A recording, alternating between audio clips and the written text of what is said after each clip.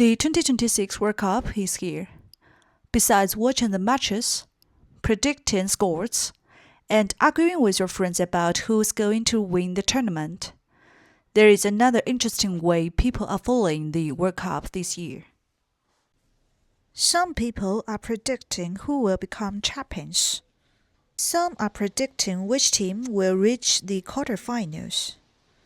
Others are even predicting whether a match will go to extra time. And these predictions are not just casual opinions. People are putting real money behind what they believe. This is Polymarket. When I first heard about Polymarket, my first thought was, isn't this just gambling? But after spending some time learning about it, I realized that it works a little differently from traditional sports betting. In simple terms, Polymarket is a prediction market. For example, imagine there is a market asking, will Argentina win the 2026 World Cup? There are two choices, yes or no. Let's say one yes share is trading at 25 cents. You can buy one yes share for 25 cents. If Argentina eventually wins the World Cup, then share settles at $1. So you paid 25 cents and received $1. But if Argentina does not win, the share settles at 0. From another perspective, a market price of 25 cents can roughly be interpreted as the market assigning around a 25% chance to that outcome. But the interesting part is that you do not necessarily have to wait until the tournament is over. Before the market is resolved, you can usually continue trading your position. For example, imagine Argentina wins several matches in a row.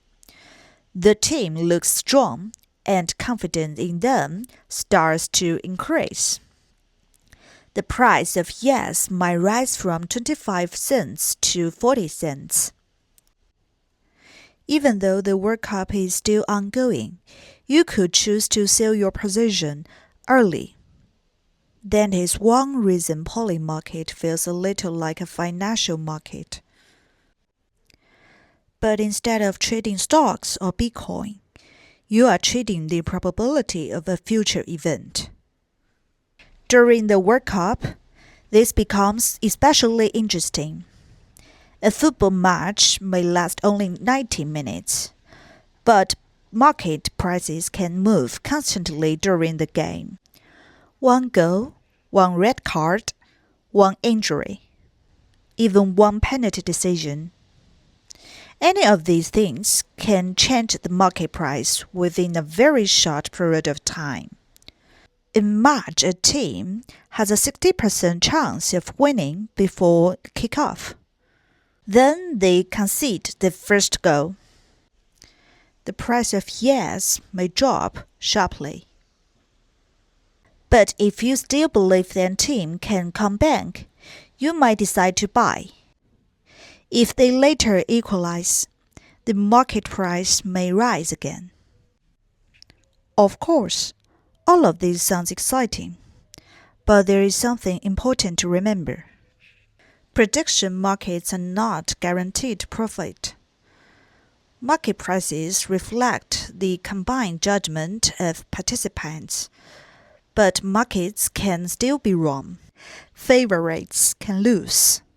An event with a high probability can still fail to happen. And many markets have settlement rules that are much more complicated than the title suggests. Polymarket also has many weather markets. Imagine a market asking, will the high temperature in New York reach 35 degrees Celsius tomorrow? At first, it sounds simple. You might think, why not just open the weather app on my phone, check tomorrow's forecast, and trade based on that? but it is not that simple. The first thing you need to know is which weather station the market uses. Is it an airport weather station? A station in the city center? Or a specific observation station designated by an official weather agency? Even within the same city, different weather stations can record different temperatures. You also need to check the units used in the rules. Is the temperature measured in Celsius or Fahrenheit? Is the result rounded?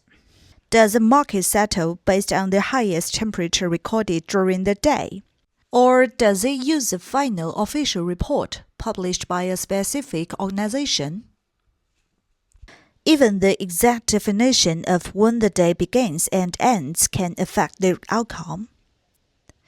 For example, your weather app might forecast a high of 34 degrees in New York, but the specific airport weather station named in the market rules might eventually record 35 degrees.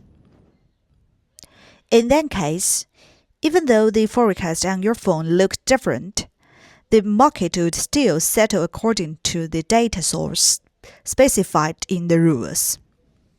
That is why I think one of the most important rules on polling market is read the rules first, trade second. The same applies to football markets. If a market asks, will this team advance to the next round? Does that include extra time and penalties? If a market asks, who will win the match? Does that mean the result after 90 minutes? Or does it mean which team eventually qualifies? These markets may look very similar, but they can settle in completely different ways. And that is probably what I find most interesting about polling market. It is not simply asking, who do you think will win? The real question is, how much are you willing to pay for your own belief? When many people make that decision, their opinions are combined into a constantly changing market price. During the World Cup, we hear predictions every day. Experts say France are among the favorites. Your friends think Brazil are stronger. Social media says Argentina can win again. Weather forecasting is similar. One weather app says it will rain. Another says there is only a 30% chance of rain. Some people trust the European weather model. Others trust the American model. But in the prediction market, people are not just expressing opinions. They are putting money behind their judgment. I am still learning about polling market myself. Recently, I have been looking into market rules, order books, liquidity rewards, and how prediction market prices are actually formed.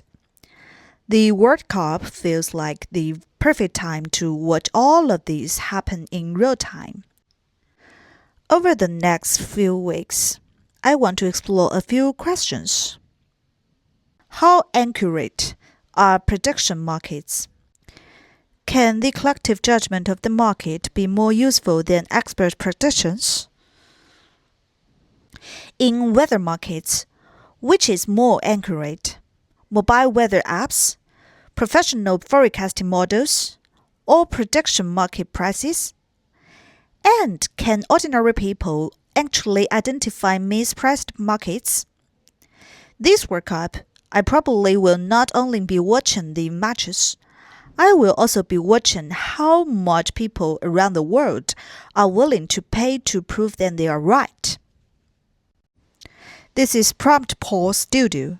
See you in the next video.